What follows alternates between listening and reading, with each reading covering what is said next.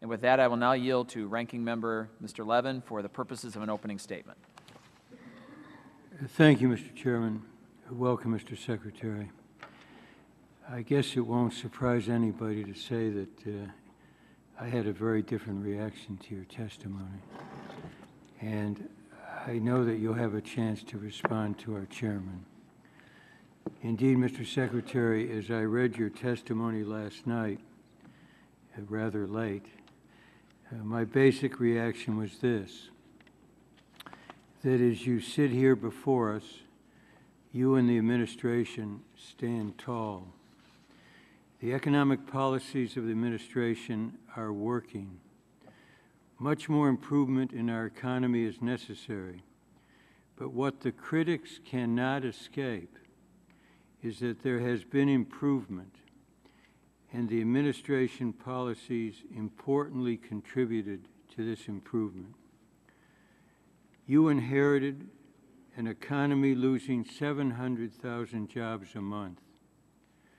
You were not afraid to adopt a policy, the administration was not, that stated clearly that in the short term, the principle must be growth.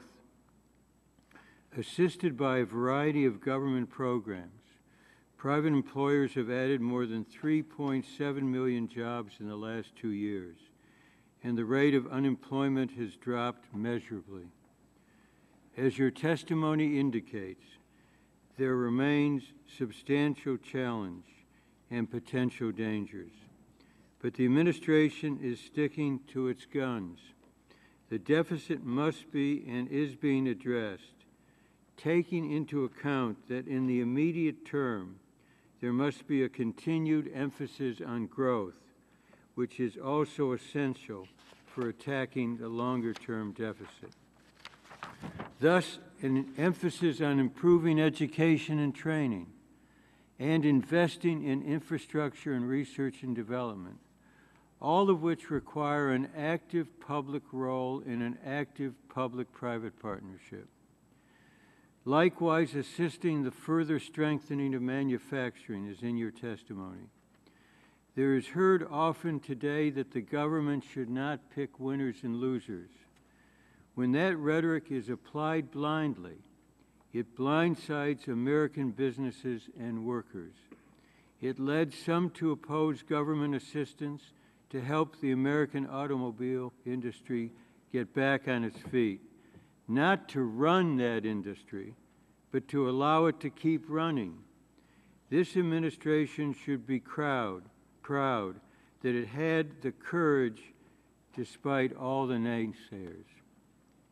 Your testimony makes clear that we still have a considerable ways to go to put our economy back on its feet fully, to increase the flow of jobs, to assist the American middle class to again move up the ladder, to make sure there is shared responsibility, fairness and support for entrepreneurship in our tax code, and to continued increased growth and a major attack on our serious budget deficits.